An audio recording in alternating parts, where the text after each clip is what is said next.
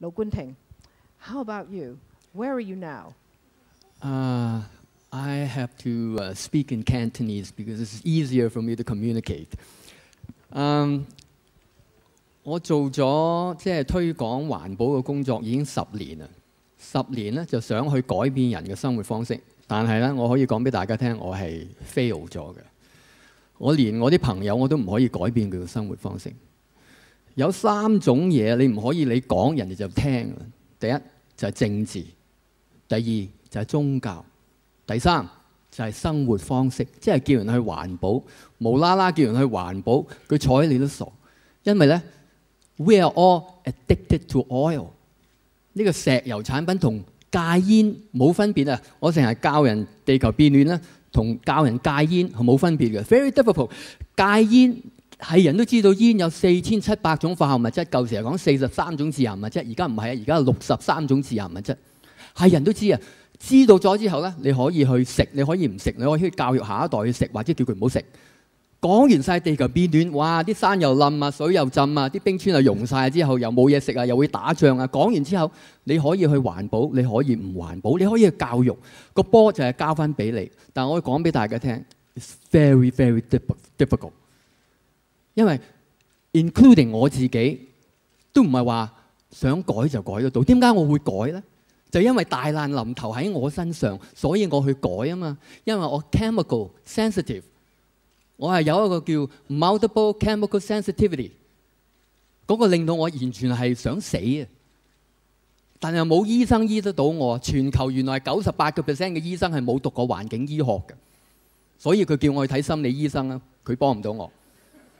咁我屋企都有心理醫生啊，心理醫生咧要俾啲鎮靜劑我食啊，但係一樣嘅係幫唔到我。結果我自己用咗10年時間去救翻自己啊！我自己要做 research。原來傷害緊我嘅化學物質一樣係傷害緊呢個地球，令到人類而家係步向滅亡。Same thing。所以而家我哋要發展一個叫 non-carbon 嘅 economy。如果你有留意 Rolling Stone Magazine， 佢 list 咗17個叫 public enemies。地球變暖唔係真正我哋嘅咩 enemies， 真正我哋嘅 enemies 係佢話啦嚇 Rolling Stone Magazine。Number 1係 Warren Buffett， 股神啊！2008年佢投資嘅股票嗰個二氧化碳排放量係8000萬噸啊！奧巴馬想 pass 嗰個 climate bill， 佢鬧奧巴馬，如果你 pass 個 bill， 邊個 protect 我啲 interest 啊 ？Number 2呢個 public enemy Rupert Murdoch 啊 ，Fox News 個老闆啊，2007年佢出嚟話俾全世界聽，地球變暖真係有問題，我哋真係要解決。點知2008年佢揾啲科學家上去講，地球變暖係假嘅，啲科學家講大話，你繼續用石油啦 ，enjoy yourself。所以我哋要知道點解我哋咁難去做環保工作，後邊發生咗咩事？因為後邊嗰個石油企業用咗好多錢，做咗好多 campaign。去話俾 try to 話俾全世界聽，地球變暖 ，you don't have to worry about it。所以而家令到一半嘅美國人都唔知地球變暖係真定係假，啲 all confused。但係講到尾，我可以話俾你聽，戒煙係好難，但係你睇下而家全世界食煙嘅人係越嚟越少。We can win the war。劉冠廷，多謝。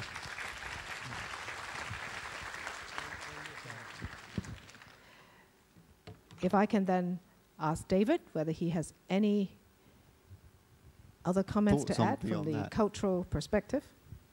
It's on. Yep. I'm thinking about your friends and how would you actually get them to actually say, wait a minute, there is something I really want to change here. And you're right, it's very, very difficult. But I did an experiment in England and with London. And I said, well, okay, I got 10 people together.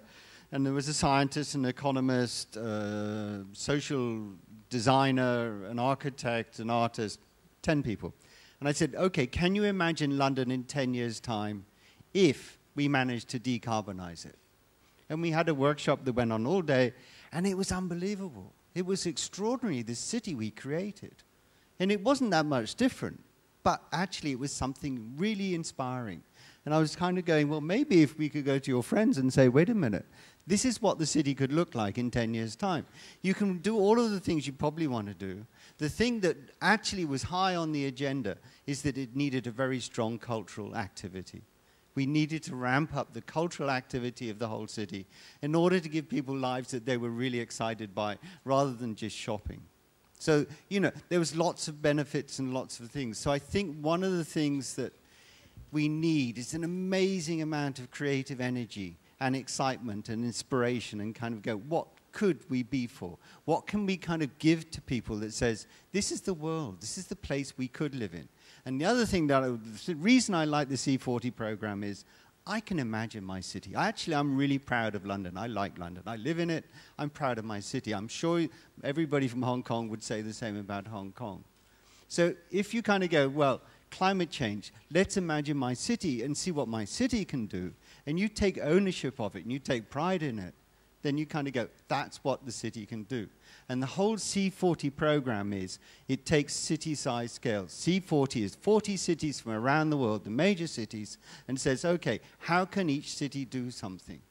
And there was a conference in Copenhagen, or the conference in Copenhagen.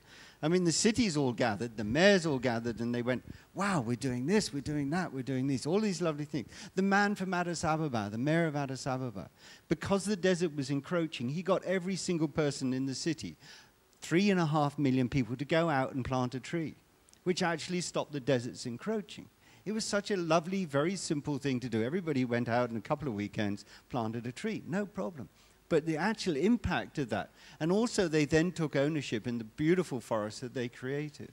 So I think the C40 program, this idea that you take ownership of your city and you're proud about your city, is a way of actually going forward.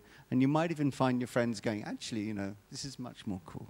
Well, you know, the really cool thing was, because of Hong Kong, Olaf is here. Olaf has invited David to join the C40 Cultural Futures Workshop. And I think you should now invite Lo Gunting to also join that, if not the other people on the panel.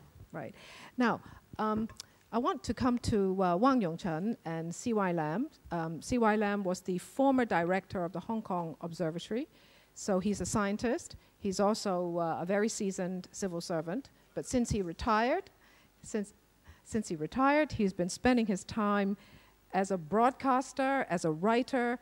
He's really in the public education work now, I think, and that's where you want to devote your life. He's also an expert bird watcher, and he's very often explained to the people of Hong Kong what are the symptoms from our natural environment that we should better understand. And of course, you've just heard Wang Yongchen, but perhaps I could ask C.Y. Lam, followed by Yongchen, whether how do you see your work today, and how is it creating change?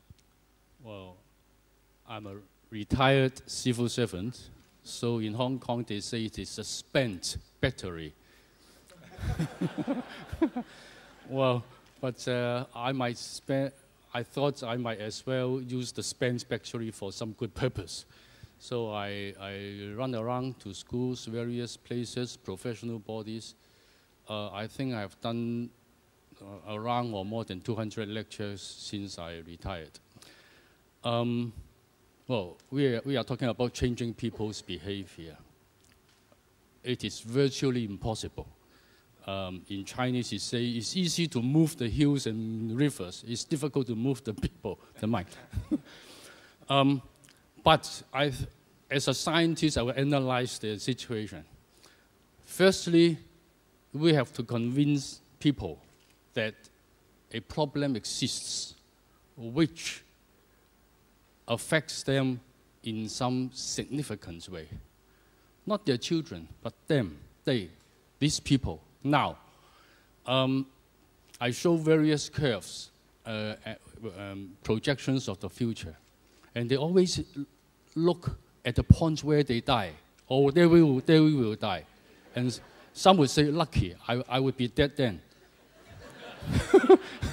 But when I talk to young people, they worry, because they would still be alive. But we have to convince people that a problem exists which affects them. And secondly, we have to convince them that a solution exists. Otherwise, they say, oh, it's hopeless. Let it be. Let it be. Then they will raise their hands and do nothing. So we have to convince them that a solution exists. But we also have to tell them they can't rely on other people, not even governments, to do these things as part of the solution. Otherwise, people would normally think that, oh, there is a problem, the government should do something about it, at least in Hong Kong. Or other people should be doing it, or there should be a scientific solution, or technological solution. The last thing people would think of would be he himself or she herself. So we have to convince them that they have to be part of the solution. And we have to tell them what they can do, very specifically, what they can do themselves. But they would still not do it. They would wait for other people to do it first. When they see other people doing it, then they will begin to be convinced that this is a nice thing to do, this is a trendy thing to do, and then they might change themselves. My trick is to tell them, to save the world, it is very simple. A simple life, buy half of the number of clothes you buy all the time. And I was glad I at least changed one person. I met a lady 2 months after she heard my talk. She told me, in her words, I was surprised that I have not bought a single piece of clothes in the last 2 months. That has never happened in her adult life.